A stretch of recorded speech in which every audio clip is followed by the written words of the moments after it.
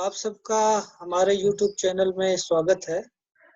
और जैसा कि आप लोग जानते हैं कि इसके पहले हम लोग सूरदास पढ़ रहे थे और सूरदास के संदर्भ में कुछ-कुछ बातें हमने कही थी। खास करके जो 2-3 रचनाओं के नाम, सूर की मुख्यतः 3 ही रचनाएँ हैं, उसको हमेशा आपको ध्यान रखना चाहिए।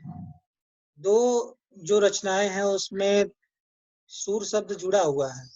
हाँ, सूर सागर और सूर सरावली, ये याद करने का तरीका अच्छा हो सकता है।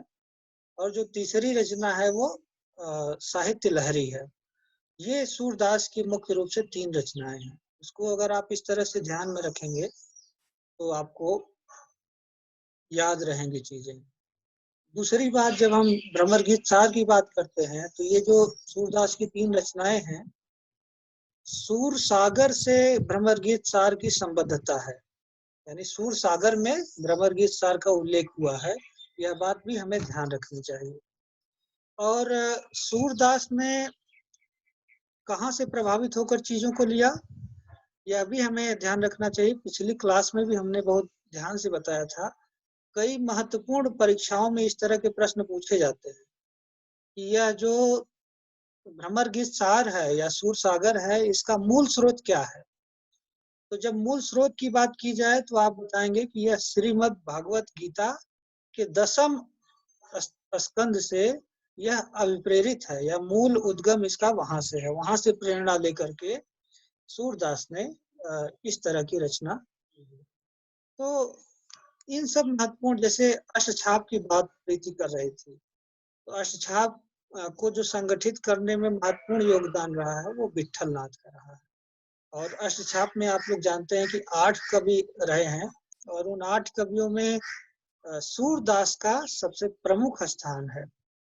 ये बात प्रीति भी कह रही थी, वो काफ़ी हद तक ठीक है। दूसरी बात कि हम लोग सगुण और निर्गुण में बहुत ही भ्रम की स्थिति पैदा कर देते हैं। और ये समझिए कि एकदम बच्चों वाला प्रश्न है, जहाँ पर आप लोग रामानंद कह देते हैं और फिर कह देंगे कि ये कबीर हैं, तो कबीर और सूर बिल्कुल 2 धाराएँ हैं। इस सगुण और निर्गुण के अंतर को आपको समझना पड़ेगा। मैंने पहले भी बताया था कि जो निर्गुण काव्य धारा के कवि हैं, वह निराकार ब्रह्म की संकल्पना करते हैं। उनका जो सरोकार है वो निराकार ब्रह्म से है, यानी कि ईश्वर का कोई आकार ही नहीं मानते हैं। मसलन कबीर को आप देखिए, कबीर के यहाँ कोई जो राम का रूप है उसका कोई आकार नहीं है, और कबीर के जो राम है वह दशरथ के राम नहीं है, ये भी जान लीजिए। कबीर के जो राम है वो तुलसी के भी राम नहीं है। कबीर के राम एक अलग ही राम है, उसका कोई अ, निरा यानी साकार ब्रह्म की संकल्पना कबीर के यहाँ नहीं है। तुलसी के यहाँ जो राम है वो अवतारवादी पुरुष है। तो इन बिंदुओं को आपको ध्यान में रखना चाहिए, बहुत ही महत्वपूर्ण तथ्य है। और इस छोटी-छोटी चीज़ों को आप देखिए कि सगुण मार्गी काव्य धारा में 2 शाखाएँ हैं, उसके अंतर्गत कौन-कौन सी कवि हैं, और निर्गुण काव्य धारा के अंतर्गत जो 2 शाखाएँ हैं, उसमें कौन-कौन से कवि हैं। हाँ, ज्ञानाश्रयी, प्रेमाश्रयी को आप समझिए। हाँ, फिर उसके बाद कृष्ण भक्ति और राम भक्ति को समझने की कोशिश करिए। आसान तरीका ये है कि जिन्होंने कृष्ण के संदर्भ में पद लिखे, वही अब आपको देखिए आसानी के लिए मैं बता रहा हूँ, इन्होंने राम के संदर्भ में लिखे, वो 2 धाराएँ हमने बताई कि राम भक्ति शाखा और कृष्ण भक्ति शाखा। तो राम भक्ति शाखा से तुलसी का सरोकार है, और कृष्ण भक्ति शाखा से सूर का सरोकार है। जितने भी अष्टछाप के कवि हैं, उन्होंने कृष्ण की उपासना की है और कृष्ण के बारे में पद लिखे हैं। अब एक बात और आती है कि आप यह प्रश्न पूछ सकते हैं कि तुलसी ने भी तो कृष्ण के बारे में लिखा है। तुलसी ने भी तो ब्रज भाषा में तमाम रचनाएं की हैं। श्री कृष्ण दोहावली, श्री कृष्ण गीतावली जो तुलसीदास की प्रमुख रचनाएं हैं, उन्होंने उसमें कृष्ण के संदर्भ में और कुछ-कुछ भ्रमर गीत सार के हिस्से को भी शामिल किया। तो लेकिन वह राम को प्रमुखता से उन्होंने दिखाने की कोशिश की है। उनके यहाँ राम प्रमुख रूप से आए हैं, कृष्ण बहुत ही कम हिस्से में, बहुत कम रचनाएँ हैं। और दूसरा कारण ये है कि वह साकार ब्रह्म की संकल्पना करते हैं। वो राम और कृष्ण दोनों के यहाँ है, तो इसलिए इन दोनों बातों के अंतर को भी हमें समझना पड़ेगा। तब आपको वो चीज़ें ठीक ढंग से समझ में आएंगे। अष्टछाप के कवियों के नाम आपको याद होने चाहिए। उसमें वल्लभाचार्य और विठल नाथ के जो अलग अलग हैं उनको आप किताबों से देख करके ठीक ढंग से नोट कर लीजिएगा कि कौन किसका शिष्य रहा है। यह भी आपको बहुत ही ठीक ढंग से याद हो। जैसे कबीर के गुरु का नाम पूछ दिया जाता है, सूर के गुरु का नाम पूछ दिया जाए, तो ये सारी चीजें, या जब हम रीत काल को पढ़ते हैं तो कौन किसका दरबारी कवि है ना, ये सब बातें भी आपको ध्यान में रखनी चाहिए। जन्म स्थान और मृत्यु इस स्तर पे आकर के बहुत प्रमुख रूप से वो चीजें मायने नहीं रखती हैं कि सूरदास का जन्म कब और कहाँ हुआ था। यह प्राइमरी और छोटी कक्षाओं की चीजें हैं। अब आपसे रचनाओं के नाम और उस रचनाओं में कौन कौन सी चीजें प्रमुख रूप से आई हैं, इन सब चीजों पर बात होती है। तो ये सारी चीजें भी हमें ध्यान में रखनी चाहिए। तो सूरदास की जो संकल्पना है सगुण के संदर्भ में, उन्होंने कहा कि जो संसार से मुक्त होने का जो माध्यम है वह भक्ति ही है, यानी भक्ति को उन्होंने प्रमुखता दी है। और भक्ति कई प्रकार की होती है।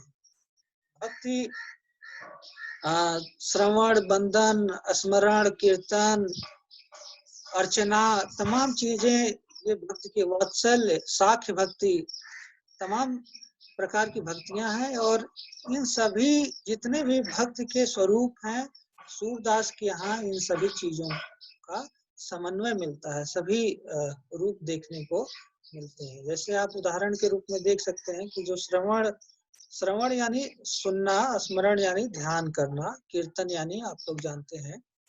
एक उदाहरण है कि 100 बातिन की एक बात, सर सूर सुमर हरिहर दिन रात, यानी सुमिरन यानी याद करना। तो इस तरह के जो पद हैं सूरदास के यहाँ, ये स्मरण यानी किसी को याद किया जा रहा है, तो यह श्रवण, कीर्तन और स्मरण जो भक्ति प्रकार है उस दायरे में ये चीजें आती हैं। इन चीजों को भी, जैसे वंदन और अर्चन, ये भी एक भक्ति का स्वरूप है, अर्चना करना और वंदना करना। तो सूरदास के पद जो है उससे भी संबंधित आपको कई मिलेंगे। चरण कमल बंदो हरिराई, वो श्री कृष्ण के चरण कमलों में ही अपना सुख समझते हैं और सब कुछ उसी में पा लेना चाहते हैं। और वात्सल्य और साख्य जो भक्ति है, मैं ये अतिरिक्त आपको चीजें बता रहा हूँ, हमें पद बताना है, लेकिन ये प्रसंग आ गया जब हमने आपसे शुरू में सवाल पूछा तो जवाब नहीं मिला, इसकी वजह से ये बातें हमें कहनी पड़ रही है। तो आपको केवल ध्यान दिला रहा हूँ, इस विस्तृत रूप में नहीं जा रहा हूँ, इस पर बात करेंगे तो अलग से क्लास हो सकती है। तो जैसे वात्सल्य और साख्य भक्ति है, अखिया हर दर्शन की भूखी, आपने पद सुना होगा, बहुत ही महत्वपूर्ण है। गोपियां भी वही कह रहे हैं कि श्री कृष्ण के बगैर हम किसी भी तरह की कल्पना नहीं कर सकते।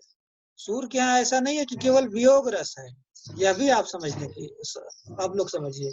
सूर के यहाँ भी जो रस है वो संजोग और वियोग दोनों रूपों में आया है।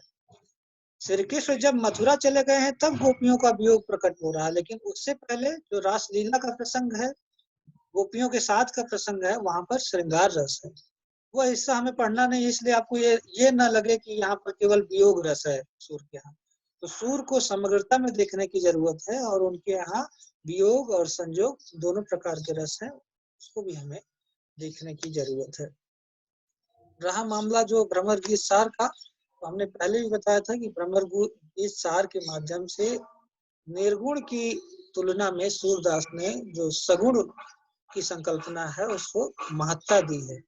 और जो एक प्रेम का व्यापक स्वरूप है, प्रेम की जो गंभीरता है, उसका बहुत ही बारीकी के साथ विश्लेषण करने का प्रयास किया। इन सब तथ्यों को भी, और भाषा के स्तर पर आप देखिए तो सूरदास ने या तुलसी ने जिस भाषा का प्रयोग किया, तुलसी के संदर्भ में कई बार सवाल पूछे जाते हैं भ्रम करने वाले, भ्रमित कर देने वाले।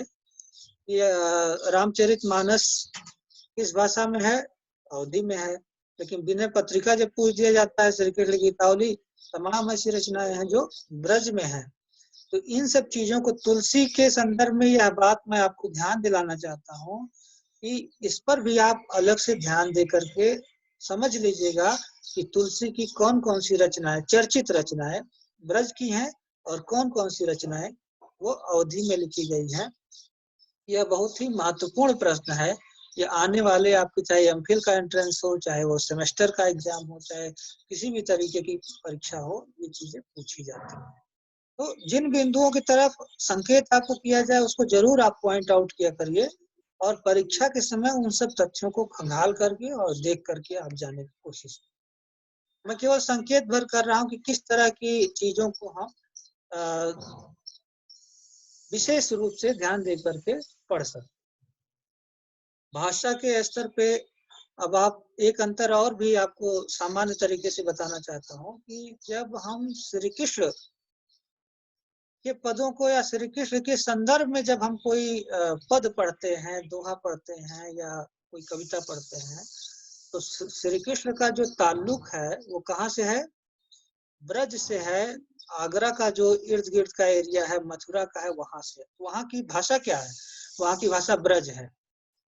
तो जब वहां की भाषा ब्रज है तो जाहिर सी बात है कि जो रचनाकार हैं उन्होंने ब्रज में चीजें लिखी हैं। रसखान को आप देख लीजिए या अन्य जितने भी लोग, उन्होंने ब्रज में रचनाएं की हैं। अब यह मत समझ लीजिएगा कि सभी लोगों ने ब्रज की रचनाएं, कृष्ण के जो उपासक है उन्होंने ब्रज में की है। उदाहरण आपको बताता हूँ कि मीरा ने तो राजस्थानी में लिखा है, मारो तो गिरधर गोपाल, दूसरा न कोइया, उन्होंने राजस्थानी में लिखा है। तो यह बात सब पर ये लागू नहीं होती है कि जो कृष्ण की वंदना जिन्होंने की है वो सभी ब्रज भाषाएं में है, तो सबकी भाषा ब्रज है। तो इस बात को भी आप ध्यान दीजिएगा, और इसे देखने की जरूरत है कि रचनाकार का जो ताल्लुक है वो कहाँ से है। सूरदास का जो जन्मस्थल है लगभग वही है। कुछ लोग सीही मानते हैं, कुछ लोग रुनकता मानते हैं। जन्मस्थल को लेकर के विवाद है सूरदास, लेकिन जो उसमें सीही स्थान है वहां पर ज्यादातर विद्वानों ने माना कि सूरदास का जन्म सीही में हुआ था। तो मैं बता रहा था कि जो जन भाषा है, जब कोई भी रचनाकार जनता की भाषा में लिखता है, वहां की भाषा में लिखता है, तो वह उसकी पहुंच अधिक से अधिक लोगों तक होती है।